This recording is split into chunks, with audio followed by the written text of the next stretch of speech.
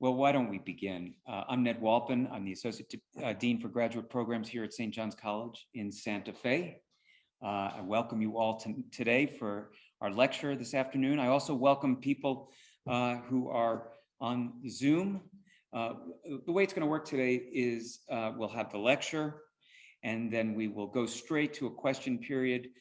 You all can ask questions. However, if you want to ask a question, we want to make sure that our fellow listeners who are remote can hear you, and there is a microphone right there. It's a sort of hockey puck down there. So if you can come up and speak into that so they can hear you in addition to us hearing you, that would be great. And we'll alternate between local people and remote people. So we'll do it that way.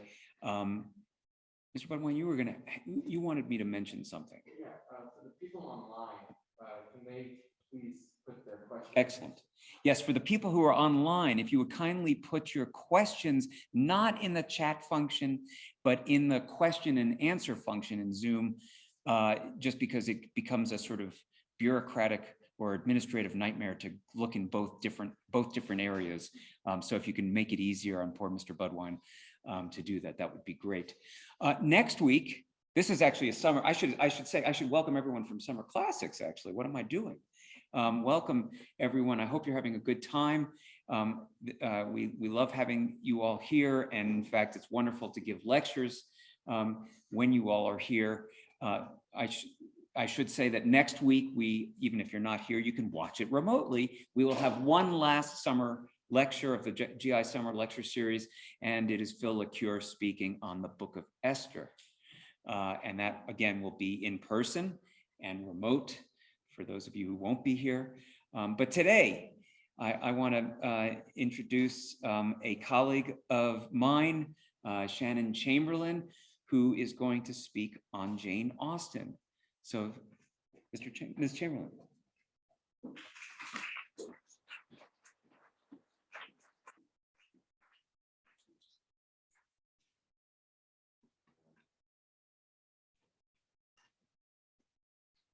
Shake it out here.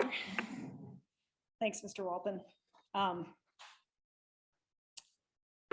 It is a truth universally acknowledged that everything ever said or written about Jane Austen must begin with the phrase, "It is a truth universally acknowledged." As this lecture is fundamentally about the tension in Austen's novels between tradition and innovation, the old and the new, I'll try to strike my own balance with a nod to the tradition and an acknowledgement of the cliche. So let me begin again. It is a truth universally acknowledged that the parents in Jane Austen's novels are terrible.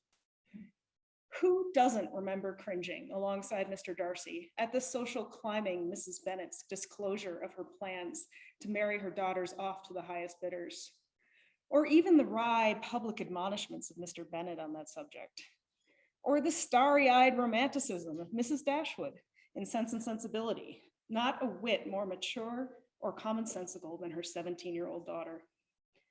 Mr. Woodhouse and Emma, however, might be my favorite monster of them all. Ostensibly a hypochondriac of the highest order, his real sin is his inability to consider any happiness or sorrow in another person's life from their perspective, rather than his own. Thus, the marriage of a daughter isn't an event to celebrate, but to consider in light of whether it increases or decreases his own convenience. What little concern he has for others primarily emerges in fretting about the richness of their diets, a character defect that Austen mostly plays for laughs. The impossibly vain Sir Walter of Persuasion, the morally deficient and frequently drunk Prices, the magnificently Cruella de Vil-esque Lady Susan, and I could keep going. There are even a couple of very minor characters, like Lady Middleton in Sense and Sensibility, whose entire character begins and ends with her faults as an overly partial and indulgent parent, the kind you definitely do not want to run into at the playground. But I won't continue because the list has already grown tedious and a little depressing. Tedium and depression were indeed my first reactions when I started thinking about Austen's parents, right after I became one myself. Over time, I had cultivated a relationship with Austen that had turned to her 6 novels at any number of crucial moments in my life. For advice is too simple a description for what I think I've sought, because I don't think her work goes in much for simple rules of moral living, or for good or bad characters who teach us proper conduct in a world whose rules changed a long time ago. That's where some of their virtue, though, as Moreau Tux lies for me, in the very imperfect way that we're able to map the lessons her characters learn onto our lives.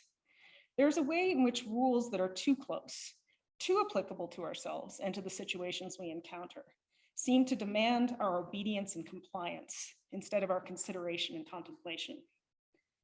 Perhaps I thought I should dig into some of her parental characters a little more deeply. Not Mrs. Bennet, perhaps, but perhaps Mr. Bennet. Not Mrs. Price, who plays King Lear to her 3 daughters, but perhaps Sir Thomas Bertram. Certainly not Sir Walter, who deplores the Navy, who most recently fought off the French hordes because it allows men of obscure birth to rise in the world.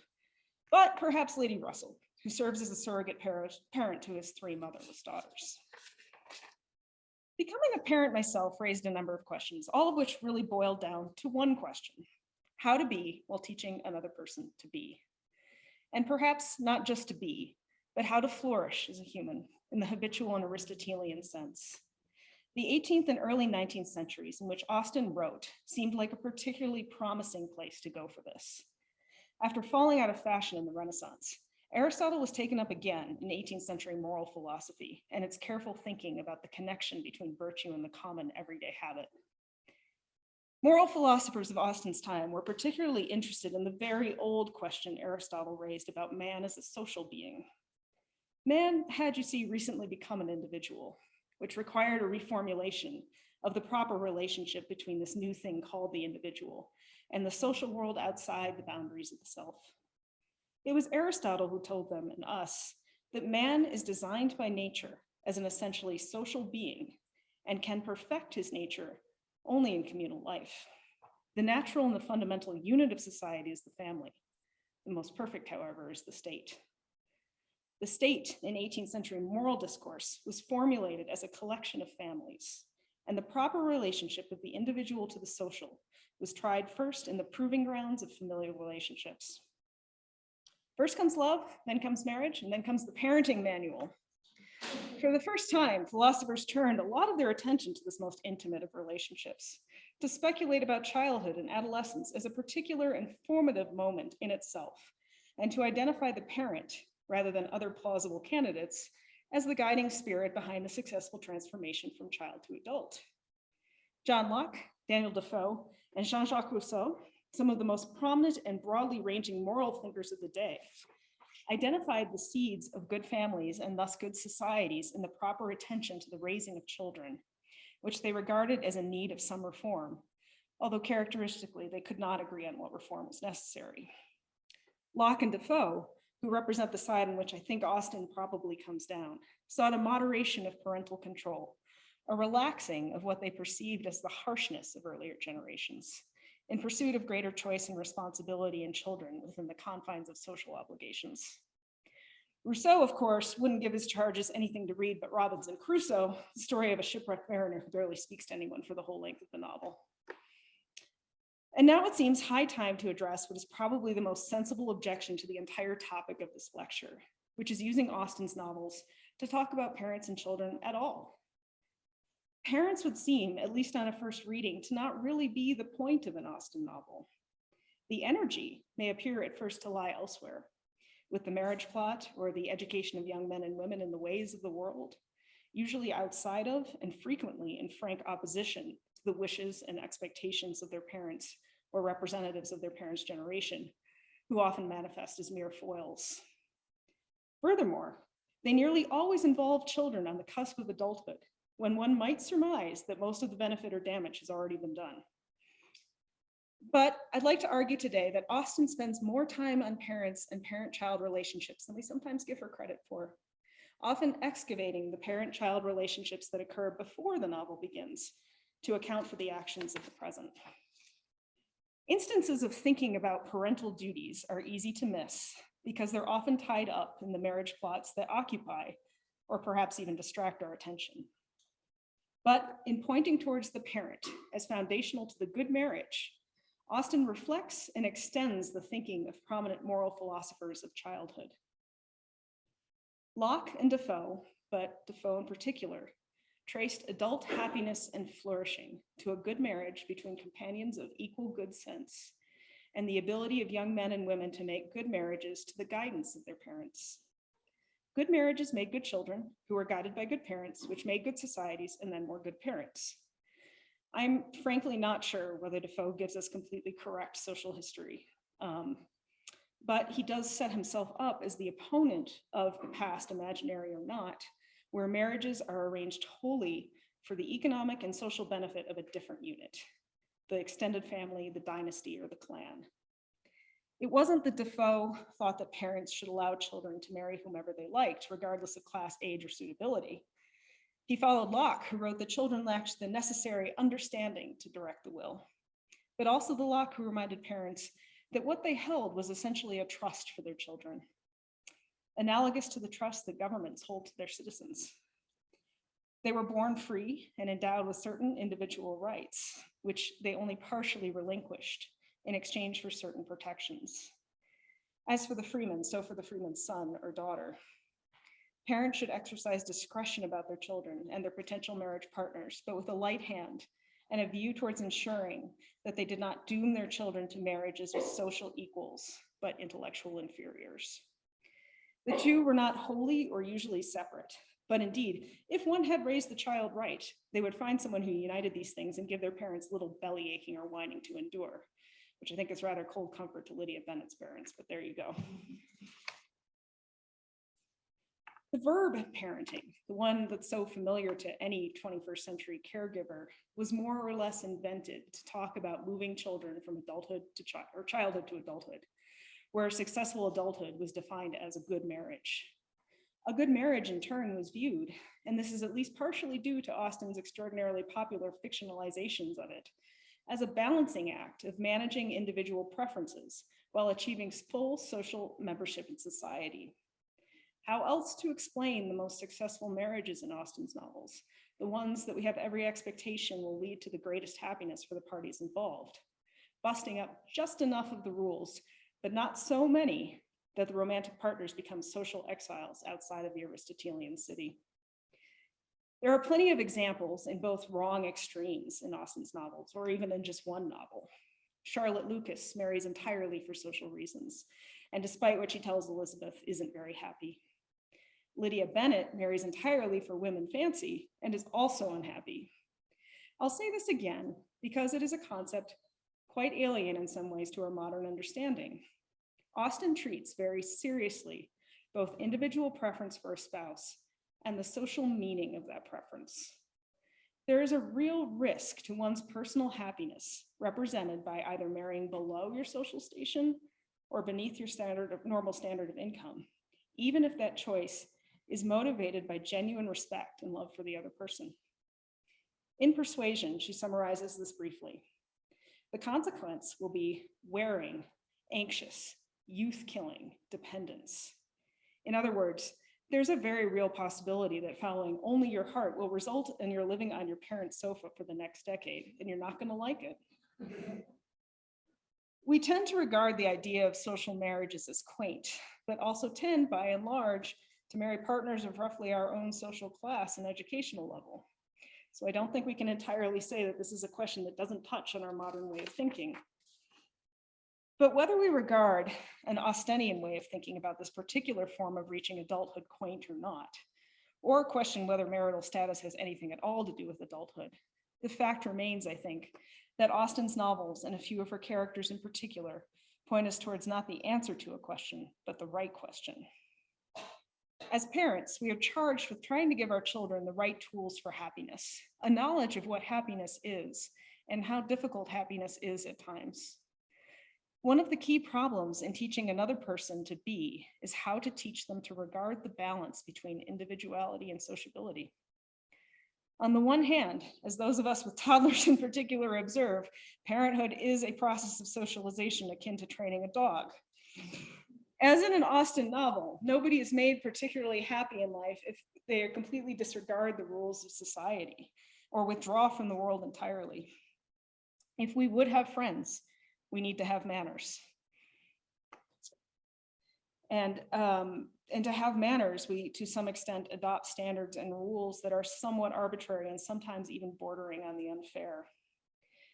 Manners and the social virtues can be simply an unselfish means of acknowledging that other people exist in the world, no matter how much we'd like to scratch our noses or walk out of the room when an especially boring person is speaking to us. And please feel free to walk out if that is the case for you right now.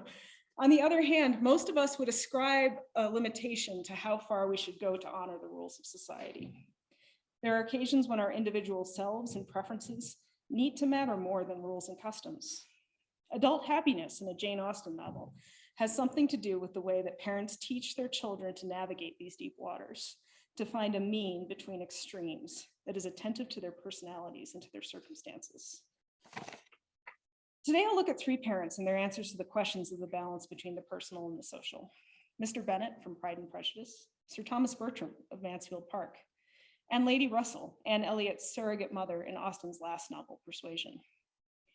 I've chosen these three because I see Austen using them to ask this question about means and extremes when it comes to the art of social living and raising other people to be social beings. Often these three represent extremes at the beginning of their stories, but their children, as children tend to do, challenge their complacency and sometimes ours, and seem to knock them out of their regular courses. More than anything else, they make them realize, sometimes only in retrospect, that they were not even asking the question in the right way or asking the question at all.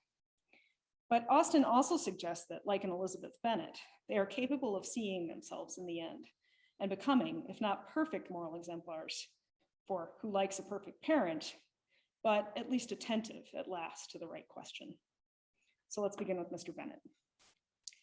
I think it's not too much of a stretch to say that if most of us had to choose a parent in a Jane Austen novel, we would probably choose Mr. Bennet.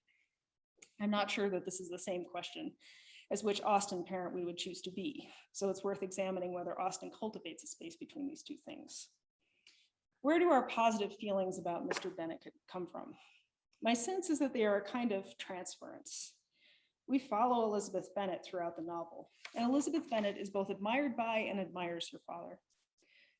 When Elizabeth travels to visit her friend Charlotte Lucas and the odious Mr. Collins at Rosings Park, the narrator tells us that Elizabeth is looking forward to the trip by and large, and the only thing that gives her pain is leaving her father, who would certainly miss her. Thanks to the quirks of Austenian free and direct discourse, we're not quite sure whether this is the narrator truly representing Mr. Bennet's emotions or Elizabeth's representation of his emotions to herself.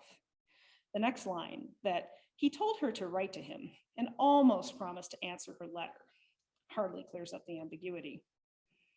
As the novel progresses, we and Elizabeth herself have cause to reevaluate her judgments. And so I think we end up reevaluating Mr. Bennet as well. There's something a bit opaque about Mr. Bennet, a sense of a mystery to be solved, and not easily. The first chapter of the book quickly but summarily sketches his character as so odd a mixture of quick parts, sarcastic humor, reserve, and caprice, that 23 years of marriage have not managed to render him more transparent to his own wife.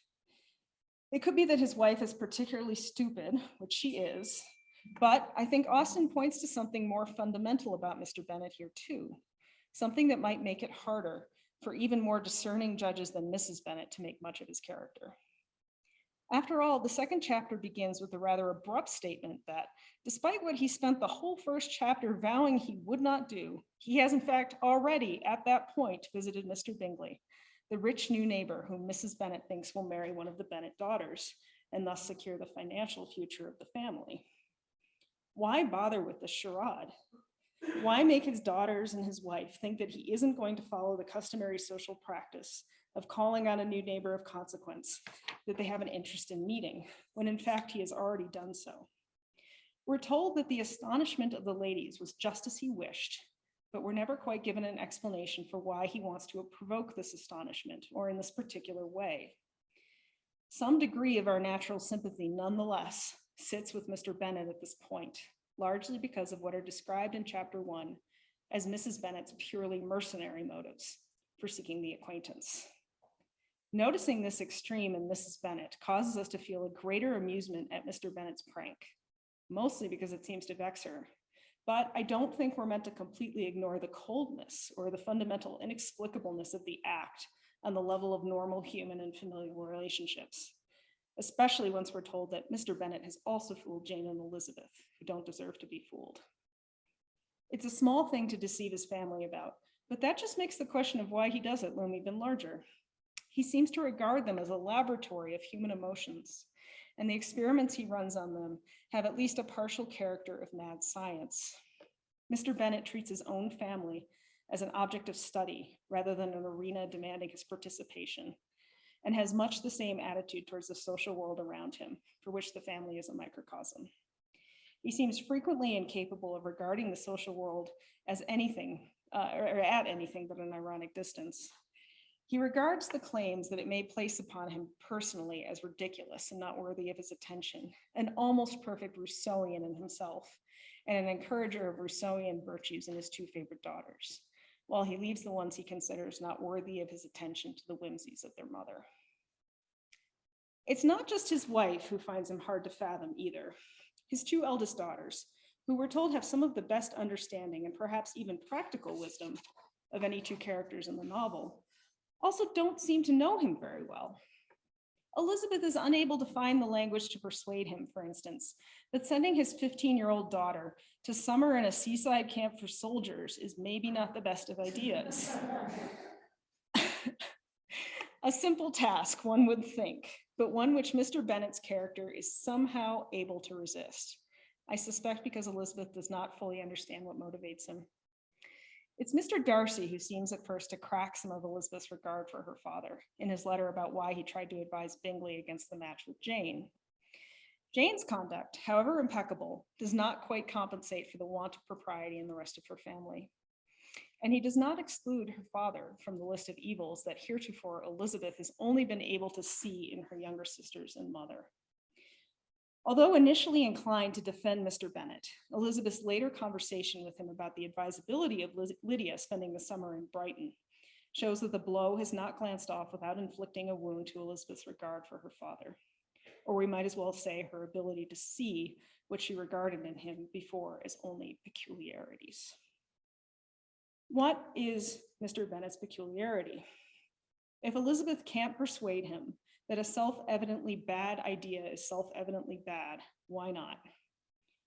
It seems to me that her critical mistake is changing the subject, which she does midway through the conversation, although what it reveals is Mr. Bennet's critical flaw as a parent. Although Austen tells us that he heard her attentively as she described the evils of Lydia's rash and ungovernable disposition, he seems to stop listening when she brings up, obliquely, the opprobrium that Darcy's letter has cast upon her family's social propriety and situation, and how it has caused her to rethink Mr. Bennet's relationship to the social sphere. If you were aware, said Elizabeth, of the very great disadvantage to us all, which must arise from the public notice of Lydia's unguarded and imprudent manner, nay, which has already arisen from it, I am sure you would judge differently in the affair. This is when Mr. Bennet changes from attentive to scornful. He mocks even his favorite daughter, one of the only people he seems to regard as sensible in the whole novel, with the idea that perhaps Lydia's wildness has frightened off one of her lovers, a word that we can easily imagine him spitting. This is in fact what has happened on some level, but Elizabeth is inviting him to see it on a different one, where he reads the opinions of others which do not and should not matter to me. Marriage represents to Jane and Elizabeth not just the individual attachment of one human being to another, but a kind of social approbation, a form of belonging and social mastery represented by attracting the love and admiration of other worthy people. When Elizabeth lists out her sister's good qualities in thinking about why in the world Bingley might have abandoned Jane, she speaks of her captivating manners in the same breath that she talks about her excellent understanding and improved mind, a curious juxtaposition for us, but a commonplace one in an Austen novel. Captivating manners represent a kind of ability to think through the social, to understand one's obligations to others and to the world at large, a quality that most parents, I think, would want to cultivate in their children, whether it involves the captivation of rich bachelors or not. Manners make the world pay attention to what one is saying. They capture the attention and the regard of others, not in the place of understanding and an improved mind, but as a way into the mind, a way of getting others to see you. Mr. Bennet's disregard for whether his family can captivate the likes of Mr. Bingley is not simply a refusal to care about something like how many horses and carriages his daughters will gain by marrying rich men, but whether they will command the attention and respect of others. But it's exactly this quality that the anthropological Mr. Bennet disdains for most of the novel, preferring to remove himself from the world, supposedly to gain better traction on the habits and quirks of other people from a distance. Man might be a political being, but Mr. Bennet has a stoic and detrimental disinterest in the polis. I went through the novel and counted the number of times that Mr. Bennet is described as leaving or having left a social situation, even just the bosom of his own dear family, and it seems to coincide rather well with the number of times he's described as being present. In other words, he leaves as almost soon as he enters any room. His central error as a person, and it turns out as a parent, is one of the aspects that we initially find so endearing about him. And by we here, I mean those of us who read novels generally, because we also tend to possess that introverted preference more than we ought, regarding it as a kind of admirable moral independence. But I think we're meant to question that tendency as the novel proceeds, and specifically to question it in the context of his role as a parent. A lot of the good feelings we have for Mr. Bennet seem to arise out of that moment right after the odious Mr. Collins has proposed to Elizabeth, and Elizabeth has rejected his proposal. We applaud heartily when he responds to Mrs. Bennet's assertion that she'll never see Elizabeth again if she ultimately rejects the proposal, by informing Elizabeth that an unhappy alternative is before her. She must lose the company of one parent or another. For if she marries the odious Mr. Collins, he'll never agree to see her again. This is Mr. Bennet at his most virtuous, at least if we don't quite regard virtue as a mean, but as the right extreme in the right circumstance. He uses every resource at his disposal to stand against a socially advantageous but personally repugnant marriage, at great personal cost to himself and to the rest of his family. It is a moment worthy of Epictetus and of all those other sages who advise us not to regard at all the opinions of others or the fortunes that we gain or lose by them. Mr. Bennet was made for this moment and has been working towards it the entire time. And it matters a lot because if the novel ended there, we would all be crushed. But is he right? Of course, it is absolutely unthinkable that Elizabeth should marry the odious Mr. Collins, and I don't think that the novel is seriously suggesting it as a possibility, or even encouraging us, for that matter, to think that Mr. Bennet is wrong to say what he does. But it is suggesting, I think, that the extremes are to be feared as unlikely to bring about happiness. The extremes in this case are delineated by the personalities of Mr. and Mrs. Bennet. He, completely insensible of the social, she completely attuned to the social, primarily as social advancement and social security for her daughters. These are not, I should add, entirely ridiculous concerns on Mrs. Bennet's part. The novel can seem to make them sound more ridiculous in our ears than Mr. Bennet's cultivated insouciance and disregard. But as Aristotle says again, a mean line between two extremes does not have to fall equidistantly from both. Mr. Bennet might be slightly closer because of the mean's specific location, but this doesn't imply that he's particularly exerted himself to get there. Part of the joy of an Austen novel, and especially this one, is the idea that individual preferences and social belonging might be made to coincide, at least for the right character, who has struck just the right balance between them. Manners, a proper formulation of the self to the social arena, which balances individual preferences with the need for society and friendship, lies somewhere between these unhappy alternatives of polarized Bennets. This isn't wholly unpersuasive, even as a fantasy. Despite the recent fashion of exalting the introvert, most of us would be unhappy if we retreated as much as Mr. Bennet does into his study, as we had occasion to discover this year. Manners and social intelligence smooth our way in the world. They also express a regard for other people.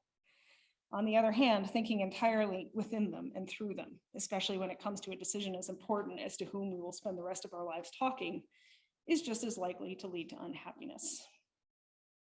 There is, to my great surprise, a limited secondary literature on parents in Austen novels. But when Mr. Bennet, qua parent, does get brought into the conversation, his problems have taken on the nature of original marital sins by an indictment from Defoe. To help children make good marriages, we recall, Defoe thought it was important to set a good example in one's own marriage. Mr. Bennet, the novel tells us, marries for the fleeting pleasure of a pretty face, and therefore dooms his future children to a fate where they know nothing about how to make a happy marriage. Usually these criticisms organize around historical and generational conflict along these lines. Mr. Bennet had to marry a foolish woman because his own unenlightened elder generation didn't understand the importance of the companionate marriage of intellectual equals and overemphasized family connections. This completely ignores the fact that Mr. Bennet, by his own account, exercised great discretion and individual preference in his marriage. I say that the novel, and for that matter, Defoe, is smarter than this about the relationship between parents and children and about the relationships among the Bennets, and not quite so bleak either. Mr. Bennet's retreat from the world might begin when he realizes that his selfish preference for a pretty face may have deprived him of a life partner worth having and talking to on a regular basis. But even the withdrawal he provided to their shared family life seems to have manifested in his older daughters as a proper regard for their own preferences and taste in marital partners. Neither Jane nor Elizabeth make marriages, which again, we're taking as synonymous in this world with full and competent adulthood, that are wholly based on either individual preference or the social regard and approbation of others, but which seem to attend to and regard both. The culmination of Elizabeth's correct balance does in fact occur in the scene with Lady Catherine de Bourgh. Upon Lady Catherine's officious demand that she give up any possible marriage with Darcy, Elizabeth doesn't declare that she will only regard her own feelings of preference for Darcy. Instead, she shouts at Lady Catherine that she is resolved to act in that manner, which will, in my own opinion, constitute my happiness without reference to you or to any person so wholly unconnected with me. Curiously, Jane's and Elizabeth's marriages also seem to improve or at least rebalance their father, who, despite expressing his usual detached and ironic preference for the evil Wickham as a son-in-law, spends a great deal of time at Pemberley, the superior society of a second daughter and her husband managing to draw him away from the solitude of his library more effectively than a value for the social in general ever did. The occasion of Elizabeth's marriage even prompts him to do something that we have never seen him do before, and in fact, something that he has described as constantly being very reluctant to do: write a letter to someone, namely to the odious Mr. Collins, requesting his congratulation on his daughter's upcoming nuptials. Still, it's social intercourse of a sort in progress. In Mr. Bennet, then, I think we're meant to see a deficiency gently, an inattentiveness to the cultivation of the social, one in himself and one that he encourages in his children, and which temporarily puts some obstacles in the way of their full entrance into adult society, even as it corrects the faults of their mother. Manners matter, and the opinions of others matter. We all know a parent who, through direct teaching or example, raises a child who can't be bothered with the social niceties. Mr. Bennet is the philosophical examination of that parent, all grown up. Sir Thomas Bertram of Mansfield Park, an altogether more formidable character, shows us the problem of erring too far in the other direction, and also the similarity of the outcome of the other extreme. Of all of the parents in the Austen novels, though, I think that he is the one who is most visibly transformed by the events that transpire in his narrative. Thoroughly incapable of teaching his own children useful self-knowledge outside the realm of mere manners, he seems to acquire some self-knowledge by the end of the novel. As Mansfield Park is not a program text, I'll provide a brief summary of where we start. We start, as in all good fairy tales, with three beautiful sisters. One of them marries Sir Thomas Bertram, a baronet and the proprietor of Mansfield Park, a good, upright man with generosity and high standards for himself and others. The next marries a poor clergyman named Norris, but Sir Thomas is able to do something about that by giving him the living at the parsonage at Mansfield Park. So far, so good. But it's the third sister who really disappoints, marrying a non-commissioned naval officer with a drinking problem. They soon have more children than they can afford, and Sir Thomas once again swoops into the rescue by agreeing to take the oldest one, Fanny Price, into the care of the Mansfield Park family to be raised among her cousins, Tom Jr., Edmund, Maria, and Julia. Fanny is an odd and sometimes disappointing heroine, especially when considered in the company of Elizabeth Bennet. Described as creep mouse even by the narrator in an indiscreet moment, she doesn't have the social capital or intellectual heft to offer the corrections or advice to her parent that Elizabeth does. She barely seems capable of realizing how badly she's treated by her adoptive parents, or understanding Sir Thomas's astonishment when he realizes that a certain neglect on his part has caused her to live in uncomfortable quarters, even within the splendor of Mansfield Park. When we get to Lady Russell and persuasion next, we'll talk more about the dynamics of the parent surrogate. So for now, I want to focus on Sir Thomas as a parent to his own biological children. As is perhaps befitting a baronet, even his apparently altruistic decision to take Fanny into the family is at first understood in dynastic terms. He's worried that one of his sons will discover an attractive cousin at a later date and be inclined to lift her out of poverty by marriage. He decides to forestall any such contingency, reasoning that children raised as brother and sister will develop immunity to each other's romantic charms. Spoiler alert, it doesn't exactly work out that way, but never mind. This is our first encounter with the proud Sir Thomas, and it's not a particularly sympathetic one. Even in this scene, however, there are hints of a better Sir Thomas. We're told that he would have helped the Prices from principle as well as from pride, from a general idea of doing right. Although the narrator adds that his good intentions towards Fanny also proceed from a desire to see all who are connected with him respectable, a mixed motive to be sure. Fortunately, it gets a bit better from here on out. Sir Thomas, like Mr. Bennet, is a man of some moral integrity and intellectual competence. Like Mr. Bennet, he married a silly, supercilious woman, but Lady Bertram is relatively harmless, rendered unimportant to the family and also to the plot by her extreme languor and her preference for her pug dogs. If she does little good, she also does little harm. Much of the day-to-day parenting of the four tiny Bertrams plus Fanny is outsourced to Mrs. Norris, the second sister and the wife of the clergyman, and one of the great Austenian villains and Fanny's unfeeling adversary. But the novel's real moral questions about what a parent is and does are placed squarely on the shoulders of Sir Thomas. This despite the fact that he is absent for a lot of the novel, tending to his troublesome slave plantations in the Caribbean. There's a tradition in the secondary literature of considering him a kind of homo economicus, a man who cannot seem to help engaging in profit-making activities, despite the comforts of Mansfield Park and its regular income. If this is true, it may help make sense of one of those character contradictions of which I spoke earlier. For if Mr. Bennet's retreat from family life has something to do with a desire to play the misanthrope, an amateur anthropologist from the confines of his well-stocked library, to exist in some sense apart from the social and to brook few compromises with it, Sir Thomas is very much a man who seems to understand and beat along with the pulses of the wider world. He understands the importance of good manners and of living in the world. Unfortunately, his regard for impeccable manners and hiding the self behind them leads him to inhabit a rather stern character with his children. It's not just his absence that's the problem at Mansfield Park, so don't worry, working parents, you can pull it out. This might be part of it, Austen suggests, but even before that absence, his children wish him away. They're described as breathing a collective sigh of relief, loosening their corsets, if you will, when he finally departs.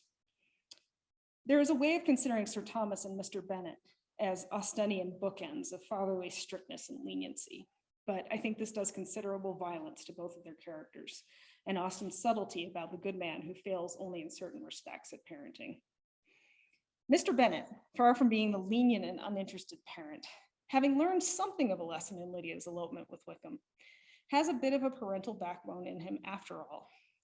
Notably, he manages to attain a gravity and presence during Wickham and Lydia's postmarital visit that we scarcely knew he had in him. His countenance rather gained in austerity, the narrator tells us, and he scarcely opened his lips.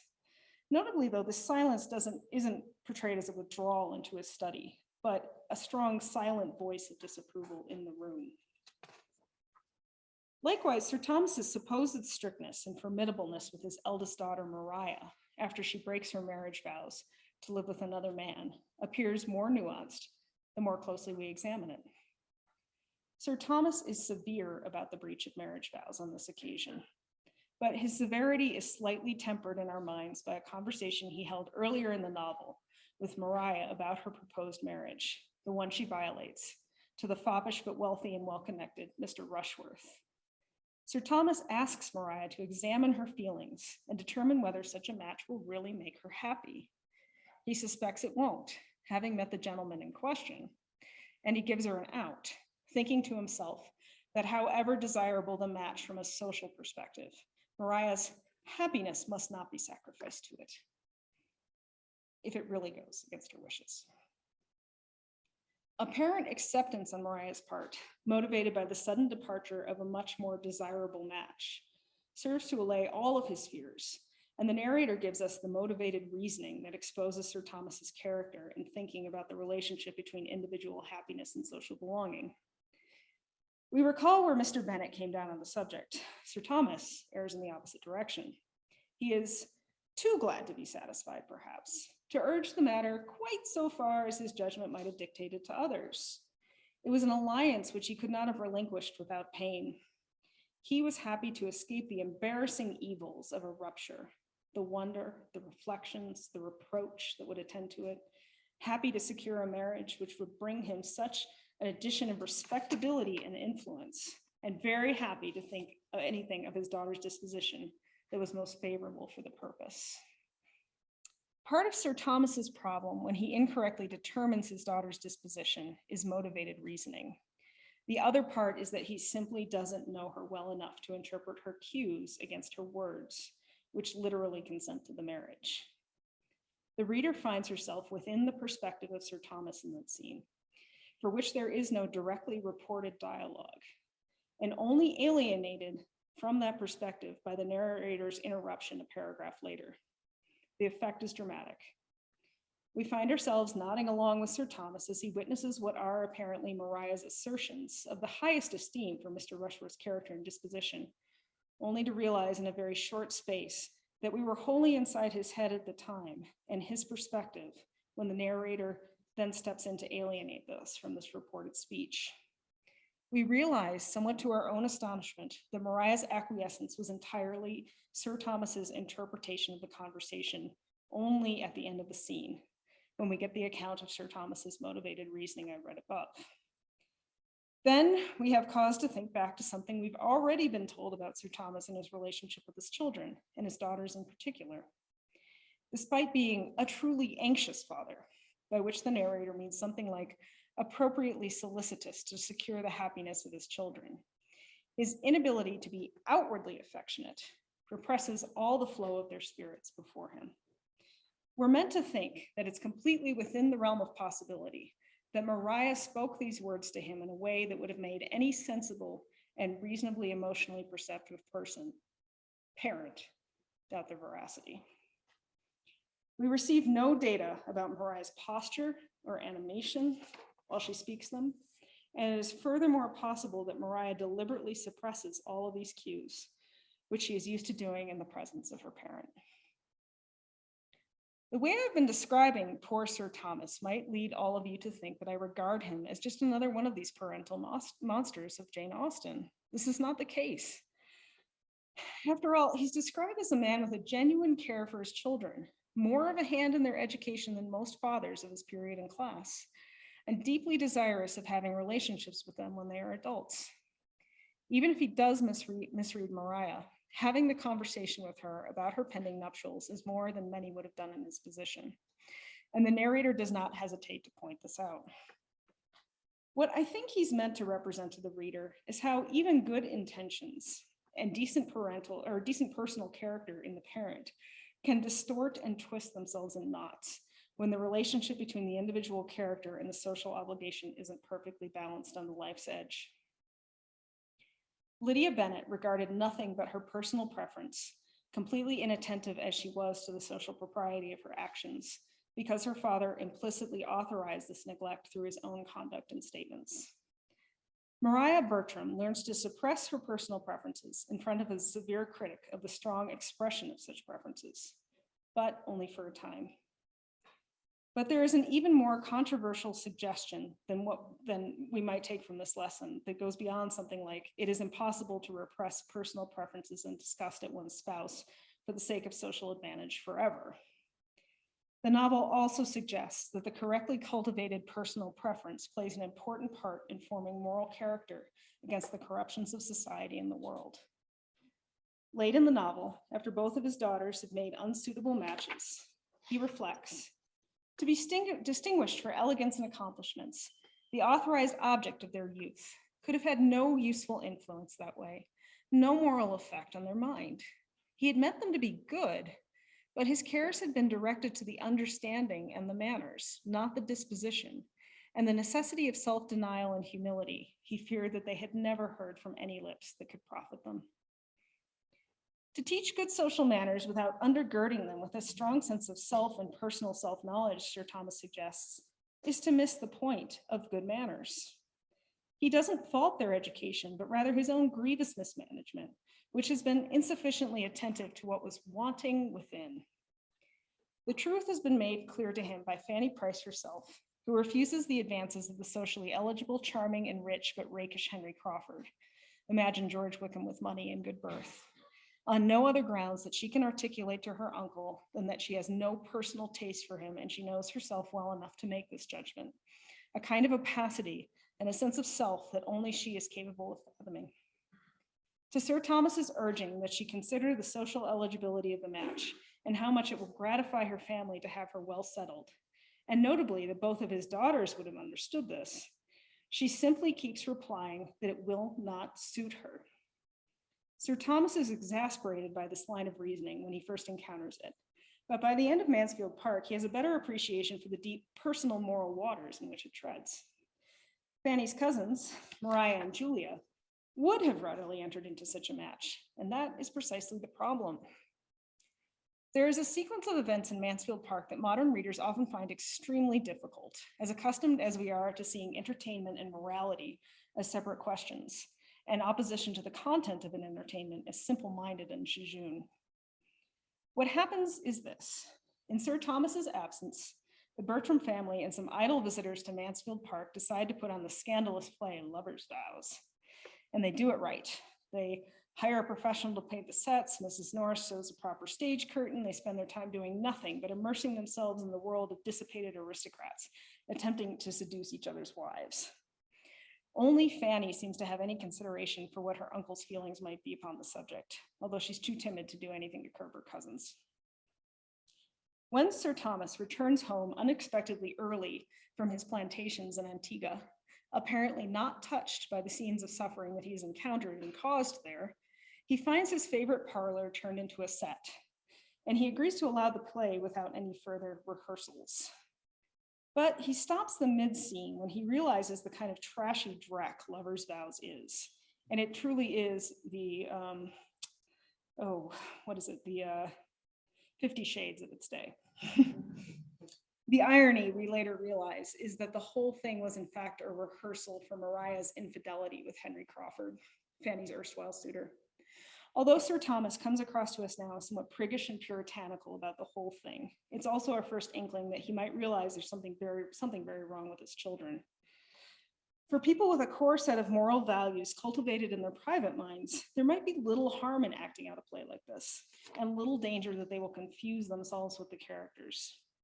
But Maria and Julia are not such people, and for them, as Sir Thomas is beginning to suspect, acting and being turn out to be much the same thing. The parlor turned set is in fact the setting for all of the future drama that befalls the Bertram sisters, and the confusion between themselves and the characters that they play only deepens. They blend so easily into their theatrical avatars because there was little self to either one of them to begin with. It's not that Jane Austen disapproved of amateur theatricals in general. The Austen family was well known for putting on plays, even Lovers' Vows, a frequent employment for large families in the 19th century trying to fill a winter's evening. But she disapproves of them for Maria and Julia. There's no there, and the father rather severely blames himself for that. He who attended to their social educations, but didn't teach them to cultivate selves that resisted every form of social suggestion. In that scene, he's probably mad at himself. Sir Thomas, perhaps because he began with a solid sense of self and a moral foundation to begin with, is capable of learning, and his is an iterative process. Maria is irredeemable. He won't inflict her on the community, he says. But when the younger daughter Julia elopes, instead of simply giving up his parental duties, he takes her and her new husband into his house and attempts to start all over again. There's something a bit touching about this. We suspect he won't succeed, but we honor him for his intentions and for realizing a mistake, and for not abdicating his authority over a daughter who is, for all intents and purposes in the law, now an adult. As for Fanny, she does become his daughter-in-law, as well as by custom, when she marries her cousin Edmund Bertram. I did warn you. There is a sense in the last few pages of the novel of Sir Thomas having finally earned a daughter who won't disgrace him. He becomes sick of ambitious and mercenary connections, prizing more and more the sterling good of principle and temper, and chiefly anxious to bind by the strongest securities all that remained to him of domestic felicity. This is a retreat behind the walls of Mansfield Park into endogamy and a siege-like stance against the world, after it turns out that the walls of the park were far too porous. Fanny is indeed the daughter he wanted all along, and although his early act of charity was not without its ulterior motives, seeing her in her true light and allowing the very thing that he'd been hoping to prevent from happening occur seems to absolve him of his pride and of his conventionality. Unable to regard Fanny as a real daughter at first because of the social prejudices of blood and birth, he comes to value those prejudices. He becomes truly the parent he wanted to be all along when he realizes that he failed his biological daughters by cultivating a sense for the importance of the place where they were and where they lived. In writing circles, we say that the character who changes most is the protagonist of the story, no matter what the writer might think about that matter. Considered in that light, Mansfield Park is not Fanny Price's story. Fanny is notoriously consistent and dull in her consistency. But it's Sir Thomas's story, as he is the one who learns and changes the most. Mansfield Park might therefore be Austen's most sustained and curious look at a parent and his difficulties. I felt a need to shoehorn at least one mother into the Jane Austen parenting story for obvious reasons. But interesting mothers are a bit scarce on the ground in Austen novels, as in fairy tales and the Disney movies based on them. I had to settle for Lady Russell, Anne Elliott's surrogate mother in Jane Austen's latest and greatest novel, Persuasion. Persuasion is perhaps also the most politically progressive of Austen's novels. Where the earlier works merely contained hints of her growing preference for heroes with professions other than collecting passive income from inherited estates, Persuasion is a full-throated endorsement of the valor, vigor, and general superiority of men with jobs, those who serve in the British Navy especially. This I mention because the parental relationship in the novel is filtered through this lens, with Lady Russell representing the passing of the old order and the reckoning with the new. Again, not a program text, so a brief summary. 8 years before the novel opens, the now 27-year-old Anne Elliott made a bad decision. Guided by Lady Russell, who after Lady Elliott's death had almost a mother's love and almost a mother's rights, Anne rejects a marriage proposal from Captain Frederick Wentworth. Wentworth's birth was nowhere equal to her own, and still, at an early stage in his naval career, he faced uncertain fortune and prospects. Pining away for this love, her looks have become haggard, her body unnaturally slight, and that slightness somehow a Dante-esque punishment for having too slight value for her own preference and opinion, for being too biddable to Lady Russell and her vain, status-obsessed father and older sister. Anne's words have no weight in her own house, which is not surprising given the vast gulf in understanding between Anne and the rest of her family. Still, though, it is not Sir Walter or Elizabeth Elliott who talk Anne out of the match. If not for Lady Russell's suggestion that a marriage with a young naval captain would be imprudent and beneath her as the daughter of a baronet, Anne certainly would not have broken the engagement. To all of the faults of birth and occupation, Captain Wentworth adds two more that particularly annoy Lady Russell. He is brilliant in the sense of bright and witty and a little too glittery, the kind of man who draws the attention of everyone in the room. And he is sanguine, meaning that he has no particular plan for becoming rich, but is quite sure he will somehow or other. At this earlier point in his career, he is only spending freely what freely came, not saving for the future. But this is not a problem of fortune in the sense of something externally imposed, but a problem of character as a want of prudence. I don't think the novel quite suggests that he's another Wickham, running up gambling debts he has no hope of paying, but neither does it place his money problems entirely out of his control. As it turns out, however, he does become rich, thanks to the chance intervention of the Napoleonic Wars and all of the prize money and booty to which commanders of successful ships were entitled. But the book, I think, invites us to consider the possibility that there was something wise in Lady Russell's hesitancy about Wentworth. Planning a future on the basis of the uncertain prospects of war is and is meant to strike us as rash. And Austen, although she makes a bit of a joke of it, does frequently point out that the fortunes of Wentworth and the other naval officers vary inversely with the safety and security of the nation. They may profit off of war, but the rest of the country surely dreads the prospect of French invasion and the uncertainties to civic and civil life that it would bring about. Furthermore, it is not simply Wentworth's lack of fortune or title that causes Lady Russell to caution Anne. There is, as Aristotle tells us, rather a fine line between courage as the mean between two extremes and its extreme, which is rashness. The novel's sailors, although clearly the objects of admiration of everyone, including the author, are often portrayed as tipping slightly farther towards rashness than might be entirely advisable in peacetime.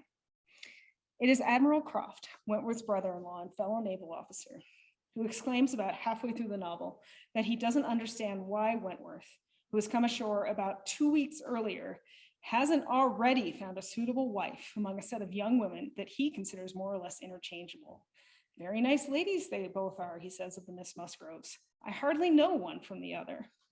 A comment that would surely earn him a bit of a slap in any other Austen novel, but which Austen seems to forgive here as an understandable failing in a naval officer who had to settle his own marital happiness in the space that a shore leave allowed. Prone to tipping over the gig carriage that he attempts to pilot unsuccessfully around the countryside, he is only preserved by the guidance of his more sensible wife, Mrs. Croft, who prevents him from steering into fences and livestock.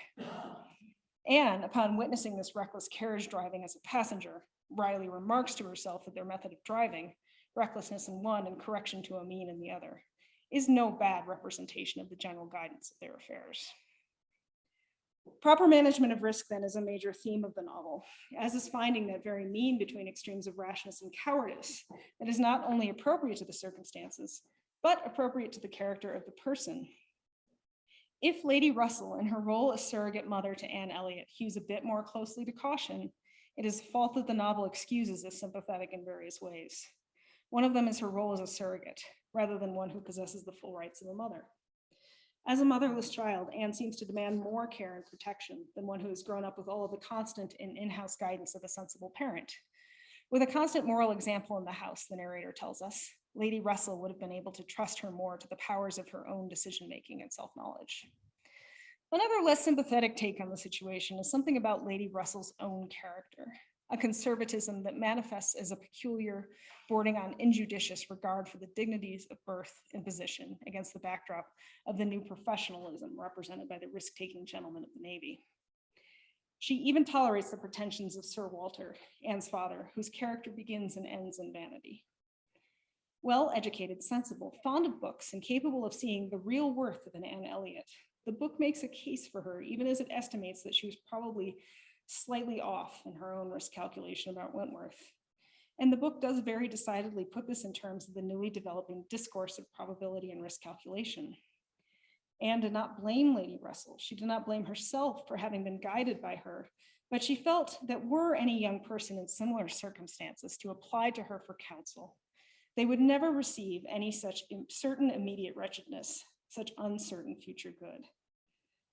It is no moral failing to incorrectly calculate the probabilities surrounding a Captain Wentworth overcoming his imprudence and becoming rich enough that Anne will not suffer what the book represents as the very real problems of marrying on too little money. Which is why Anne won't condemn herself or Lady Russell for their incorrect calculations, but she will learn from the data and act differently in the future. This, the book suggests, is how intergenerational improvement occurs. It has little to do with the failures of understanding or the faultiness of the ethical framework of a previous generation, and a lot to do with gradually improving information, constantly reconsidered by right reason in the prudent person. So we return again to the timeless and original lessons offered by a character like Lady Russell, who almost gets it right. When I first contemplated this lecture, I called her the original helicopter parent, hovering over her charge and incapable of letting her make mistakes for fear of the consequences. But this just is not a fair reading. It's also less helpful to us who see the problem with helicopter parents and would never consider becoming one. Austen was not the one who titled the novel Persuasion. It was published posthumously, but it's a good title and one that points to the other central problem with the book, which goes hand in hand with risk evaluation and management. In all of the calculations she makes about how to shepherd the orphan Anne to prosperous and happy adulthood, the one that Lady Russell seems incapable of seeing clearly is the overwhelming ability of her own influence to put a hand on the scales. To put this in Aristotelian terms, to which I've been inexorably drawn in this lecture, her own rhetorical ethos, as the only reliable figure of sense and judgment in Anne's life, looms too large in the tripartite balance of ethos, logos, and pathos. Anne's circumstances are undoubtedly unique. Sir Walter is one of the most irredeemable fools in all of literary history. But what Austen points to in Lady Russell is not unique. The potential for all of us who have children to have a larger impact on them than we think that we will, even when we think we're persuading on the basis of logos. The result of Lady Russell's inability to understand her employment of ethos results in a stunted rhetorical development on Anne's part, figured as an inability to obtain full adulthood, even at the advanced Austenian age of 27. There are constant discussions in the novel, as there are about no other Austenian heroine that I know of, about which house and which qualified chaperone Anne should reside with, as if she were a kindergartner in need of aftercare, instead of a woman quickly approaching spinsterhood. Anne's inability to weigh in on her own behalf encourages these discussions. I read earlier the passage about risk and the advice that Anne would give to a younger woman who had been in her position. The passage ends on the note, how eloquent could Anne Elliot have been? How eloquent, at least, were her wishes on the side of an early warm attachment and a cheerful confidence in futurity against the over-anxious caution, which seems to insult exertion and distrust providence. But this is an eloquence that at this point in the novel presents itself as wholly theoretical and speculative. Anne is characterized by her inability to speak and to be heard. Some of it is undoubtedly due to the blinkered idiocy of her intended familial audience, but part of it is simply a timidity and a lack of self-confidence that comes from standing in the shadow of a smart and articulate parental figure. Her triumph in the novel is therefore a feat of rhetorical prowess, as she discourses to a room full of all of the novel's principal characters about the superior constancy of women over men. For parents, I think, or at least for me, one of the most stunning and miraculous moments of parenthood comes when your child can articulate in recognizable, cogent speech some of the feelings of their heart about which you have been speculating since they were born. Anne's triumph has something of this flavor, arrested as it is. She argues an opponent until his tongue is tied and stuns even the garrulous and sparkling Wentworth, who's sitting nearby listening to the debate, into a silence that he can only alleviate by writing her a letter, proposing a renewal of their engagement. It all ends well, more or less. Lady Russell adjusts some of her ideas to a point. Captain Wentworth adjusts some of his to a point. But it is Anne who finally represents a generational mean between the lady of caution and the man of risk. And I don't think it's beyond Austen to suggest that parental courage may lie slightly more towards the cautionary pole than the naval officer courage does. Best of all, I think she suggests that it may be possible to not get it perfectly right. Anne Elliot learns to take up more space in a room, despite Lady Russell. Even if it's later than one would hope, there's some hint that she acquires her own powers of persuasion and full entrance into the adult arena of the polis by heeding Lady Russell's example. Perhaps really it is more the example we set as parents than the advice we give that matters. I promised at the beginning of this lecture to redeem some of Austen's parents, but what I hope that I really have done is redeemed Austen as a careful thinker about what goes wrong, even in the context of good parental intentions, instead of a mere portraitist of what one critic called not a single satisfactory parental relationship. I think that the real suggestion she makes is that the three parents under consideration help at least some of their children find a mean between virtues that they embody and their opposites. At the very least, they discover for themselves the middle ground between the sociable and the unsociable virtues, and that the work of parenting is indeed the uncovering of a spectrum between them, rather than a dichotomy. I think for now, we'll just have to forgive her for Mrs. Bennet and Sir Walter Elliott. Thanks for your time today.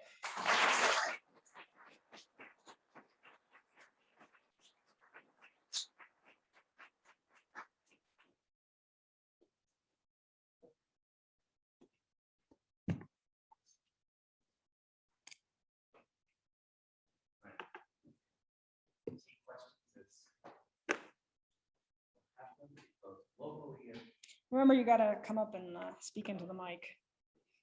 Don't be shy.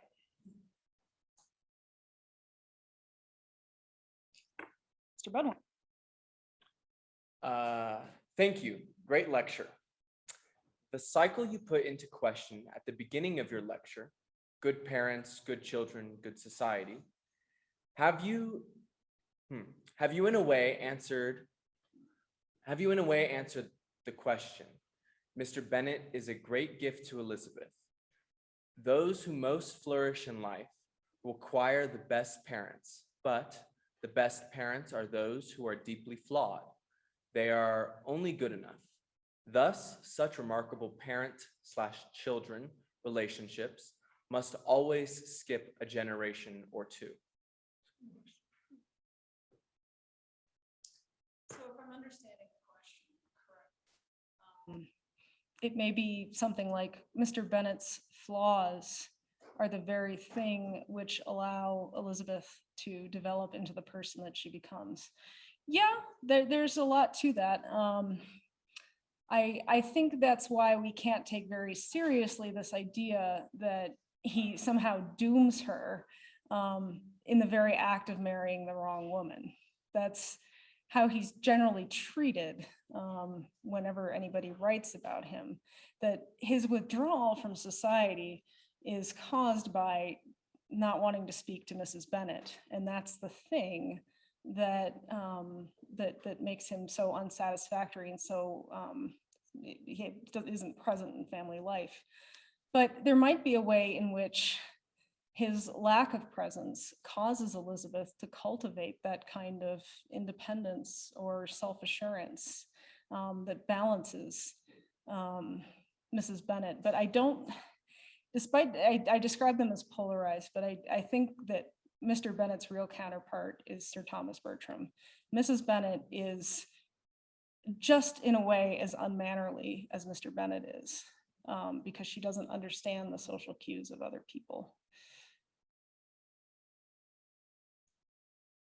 Did I see another hand out there? Mr. Duvoisin. Yeah, you do.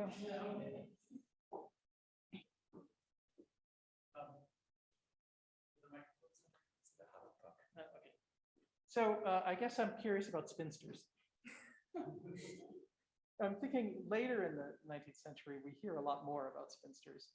The Gissing's Odd Women, springs to mind, but also Forster's Schlegel sisters. So there's a lot of attention given to them. We get some attention to them in Austen, Miss Bates, for example, and maybe Caroline Bingley. And I'm wondering if you had any thoughts about how spinsters fit into this world. So poor Miss Bates is in Emma, is a object of scorn and mainly a way for Emma to first disgrace herself in front of her love interest, Mr. Knightley, and then redeem herself in front of her love interest, Mr. Knightley. I think the development or the trajectory that we see across the century is that spinsterhood is where the independent-minded woman goes. It is where the woman who maybe can't make the compromises with the social goes. But I think that gradually over time, that charge loses its it loses its sting. That there is a way to be unmarried and be an adult at the same time by the end of the 19th century. Is that possible here? Ooh. Widows are great at this. Lady Russell, for instance, is a widow. In fact, she specifically declines to marry Sir Walter, which everybody expects her to do at the beginning, because she wants to preserve her independence. And I think also because despite having a great respect for rank, she just can't stand the guy and refuses to live with him. But widows seem to have the sexual charge has been taken out of them. They're no longer in play to some extent, especially if they have an independent fortune and don't need to make another match. So I think that's kind of where where that starts, where the independent woman, the spinster of the 19th century starts, is with the widow in the Austen novel. I can follow up. Yeah. I guess I'm thinking that I mentioned just two possible spinsters, but Emma herself entertains the possibility of not marrying. And one thing that strikes me about it is that it poses a kind of existential threat to the community. If she doesn't marry, then Knightley, in her mind at least, might marry badly, and Mrs. Elton might become the leading personality of the community. So that's a danger. So there's a way in which some of these characters are forbidden to not marry. And to some extent, you could say Fanny Price, her marriage also rescues, and you, I think, suggested as much, rescues not just the Bertram household, but the community it organizes. So spinsters are, in a funny position in Austen. They might be an alternative, but a dangerous one, whereas, later on they become, a real achievement. Yeah, I was thinking a little bit more about Miss Bates when we were talking. It's always Miss Bates, isn't it? It's somebody who remains a perpetual child. The widow seems to become the caregiver. The spinster remains the perpetual child.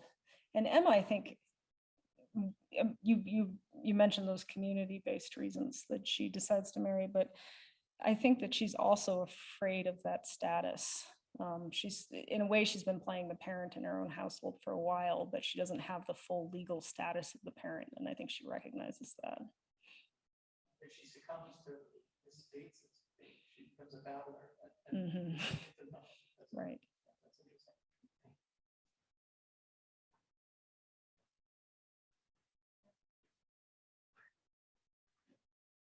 Do you have an opinion as to why so often in the novels these silly mothers manage to produce really great heroines?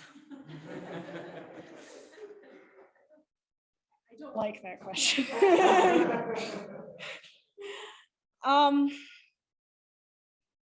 It may go towards the first question that we had, that there's a way in which bad parents can make really great children. If you consider greatness in children something like the ability to assume adult responsibilities early.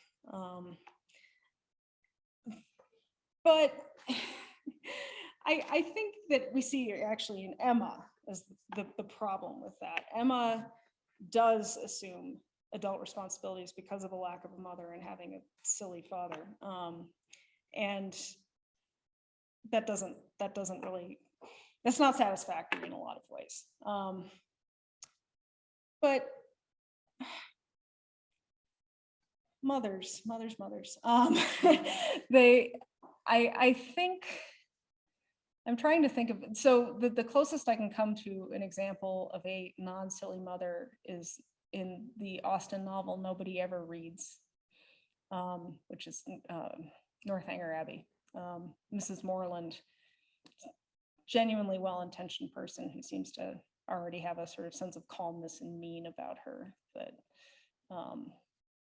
that is so unremarkable that nobody even remembers her in the novel. And I wonder if that actually gets to it. If you're going to have a parent in a novel, the parent should fail in some significant way.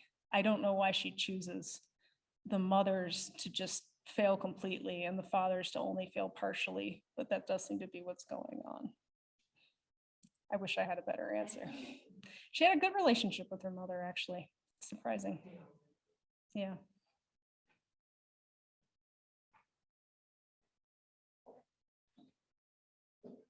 How important do you think nature is for Austen? Nature of the characters? And I don't mean that parental work doesn't count for anything, but I'm also struck by how extraordinary nature is of some of the most important characters.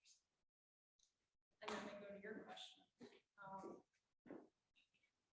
One of the problems is that we don't see a lot of young children in the novels, and so we don't have the opportunity to try. And I think it's hard for me to tell you the truth, Miss Adam. For better. Down and then I think that he has already dwelt upon his mistakes. and has changed his mind about what he's going to do. And it comes across very well in that passage that I talked about with Lydia and Wickham visiting Longbourn after their marriage. He acts very differently there than he has at any other point. As for the business with Darcy, in the novel that comes across mostly as both one, relief that he doesn't owe his much poorer brother-in-law the money to sell Lydia off. And then second, maybe more, I'm not sure whether this is more or less defensible actually, he's traded his favorite daughter away to Mr. Darcy in his way of reckoning. And he may just, consider that kind of the compensation for the lack of good conversation he's going to have in his house from now on. What that says about his character, I don't know. But I think that's how he thinks about it. I don't know that he thinks that paying back that money is going to give him anything important morally. What he does do is allow, what's her name, the Bennet girl everybody forgets, Kitty, thank you. Poor Kitty. He does allow her to spend more time with her better sisters and refuses to let her spend time with Lydia. And I think that if he's saying that he's not going to reflect upon it, what he means is that he's not going to sit and brood in his study as he has the habit of doing, but he's going to make different decisions from now on, and he's going to actually attend to the social propriety of his family.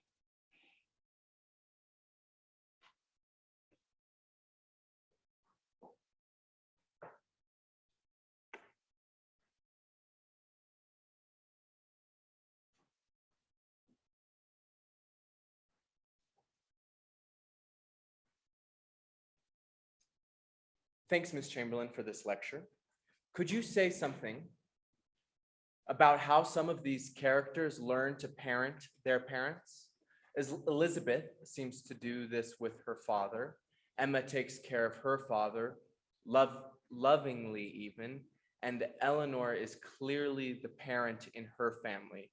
And in general, how does Miss Dashwood fit in with your lecture?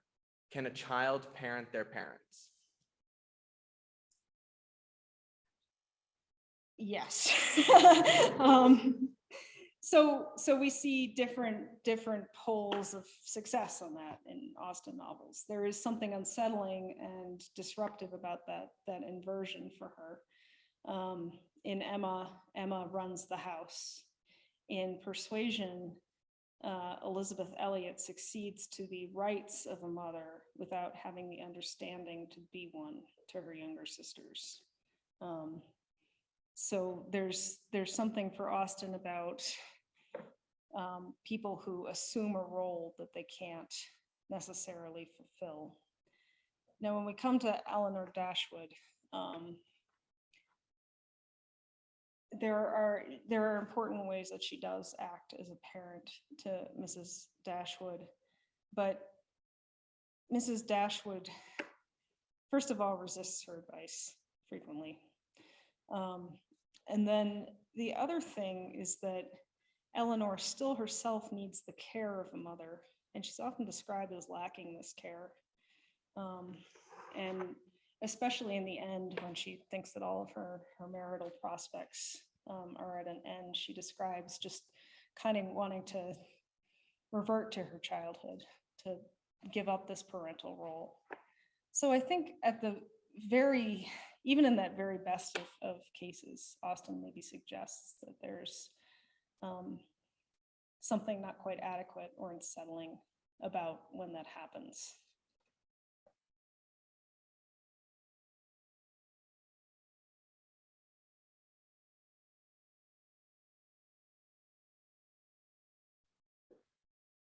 What do you make of the substantial character differences between Elizabeth and Jane on one hand and Lydia and Kitty on the other, with Mary in solitary middle ground? It seems to come down to something more than age differential. Any theories? Mary is always the puzzle for me too. You know, why do books that improve so many other characters just kind of turn her into a pedant? Interestingly, there's all sorts of novels that you know, these sort of romance novels that imagine the afterlife of Mary Bennet as being quite wonderful and dramatic. And I think that's just a testament to how much we don't want to condemn people who like books. But with Lydia, we get a fairly clear account of it, that her mother has such a preference for her baby. And I think all of us who have younger siblings would admit that this actually happens, that it causes her, whatever was wrong in her nature to begin with, just becomes more so.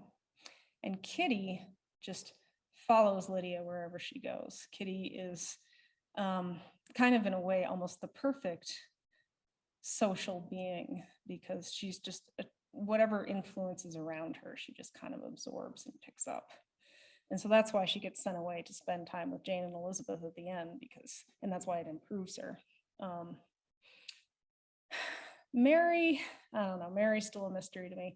I think there may be something to the idea that Jane and Elizabeth, as the eldest, have assumed more responsibility somehow. They may have assumed responsibility for the care of their younger siblings. Elizabeth tells Lady Catherine de Bourgh that they never had a governess, for example. So they may have taken even an educational role in the lives of their younger sisters. I mean, we're kind of left to speculate about this, but that to me seems like the only textual account of why that family difference among the older and the younger would exist. Mary's just the black hole in the middle.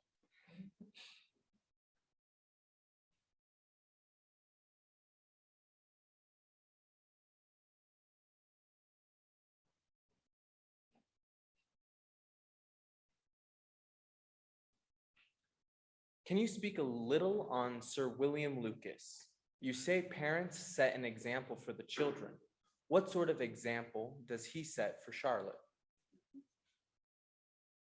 So Sir William Lucas is one of these great comic characters in Pride and Prejudice. The only thing that we know about him, and the only thing that ever seems to have happened to him, was that he was somewhat successful in trade and was thus given a knighthood. And he went to St. James's Court and was elevated. And this is the story that he tells over and over and over again. He has no other stories, Elizabeth tells us. So I think that what we see there, again, is some kind of over concern for the world outside, what it can confer upon us, what we need, what we want to see in the approbation, the social recognition of others.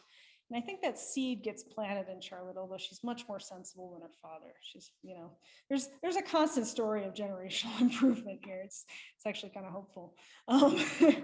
But I think that that's kind of the seed that gets planted in her. And then the novel makes the very real suggestion that she is sick of being a child in that household, and will do anything to escape from it. Anything, including marrying the odious Mr. Collins, which, I always get alarmed at the end when I find out they're expecting a child. But yeah, there's something of the father in the daughter, although the daughter, I think, at least has the sense to recognize that it is in her. She goes into that marriage completely with her eyes open, where Sir William Lucas does not know himself at all as a vain and pompous fellow.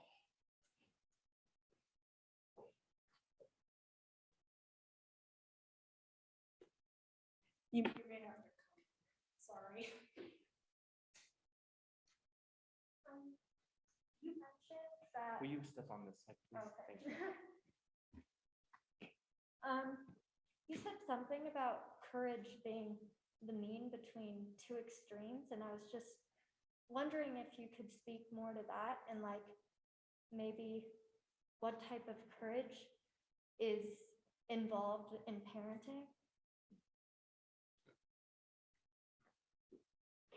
So, as you probably know, I'm borrowing this from Aristotle, but I think that Jane Austen borrows a lot from Aristotle. So if we want to think about courage, I said that Lady Russell as a surrogate parent maybe tended more towards caution than she should have. Courage in the parent, I think, primarily manifests in the Austen novels as a way of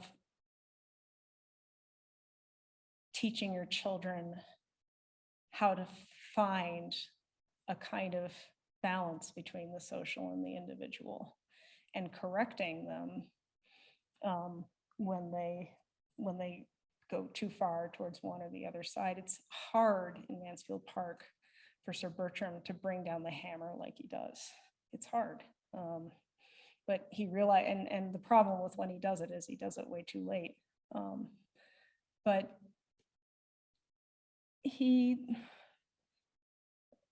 and the other best Austen characters kind of, or parents, kind of have a sense for when to be strict and when to be lenient. And I think it's that the courage is kind of a belief in the self and the knowledge of the child when one does that, when it happens in Austen. And I mean, for that matter, I think that is what modern parental courage is too.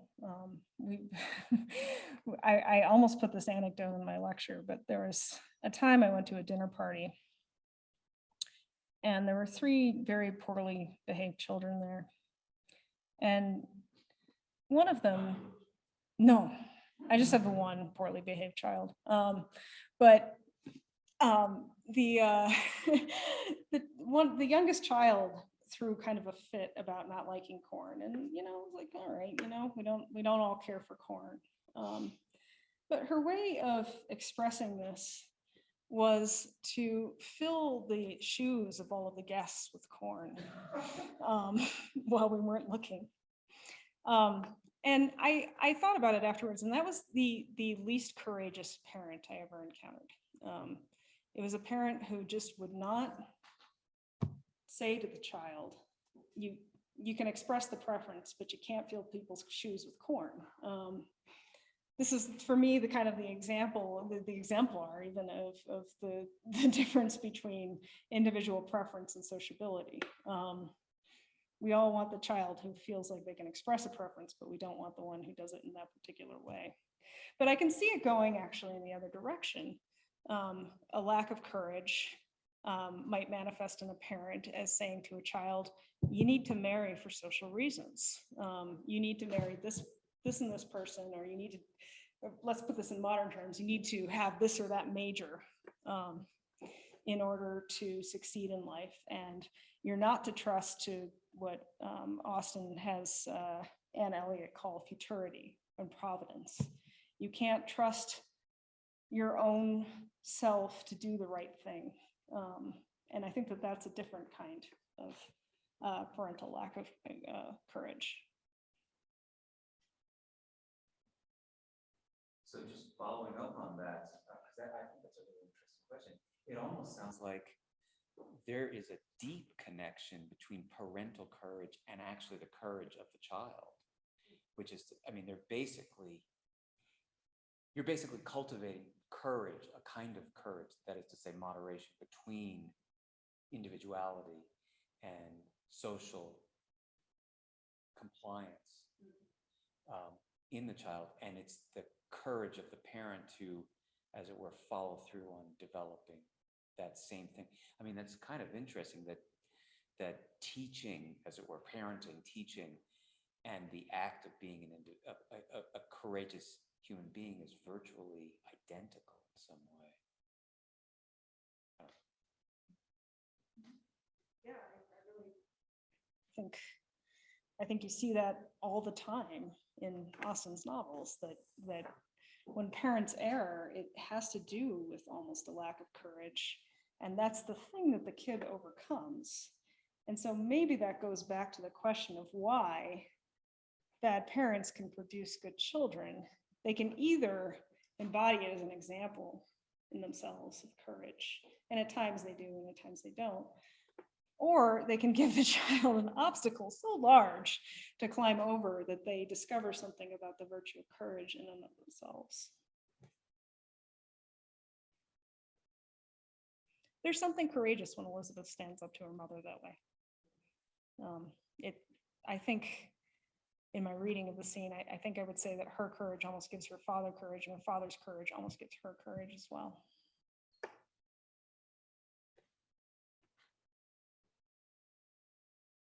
And they're not just standing up against Mrs. Bennet, who of course is not the most formidable of foes, but Mrs. Bennet and what she represents, which is an easy way out of that stupid entail, right?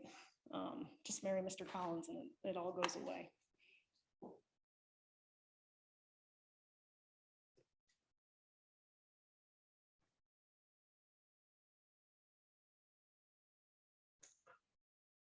Any comment on Edward Ferrars' relationship with his mother? Thinking not just of the inheritance, but of his whining, that the reason he has no profession/direction in life is her fault.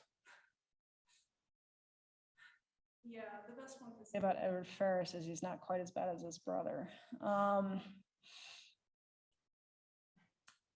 right, if I were to try to take him seriously and to be generous to him and with him, professions were something that parents bought for their children back in the day, much as we buy college educations for them now. And without that college education, can one succeed? Sure. But it's a lot harder.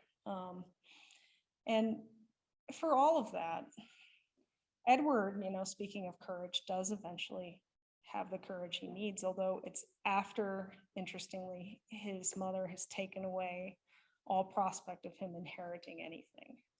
It's like taking away the thing that he was doing all of this for,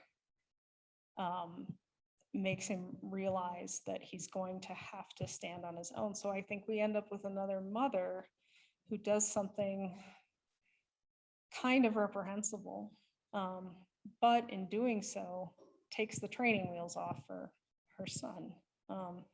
And however bad Edward Ferrars is, we would much rather be Edward Ferrars than Robert Ferrars, who doesn't have that same experience and is going to inherit all of the money, and will never, ever stand up to that mother.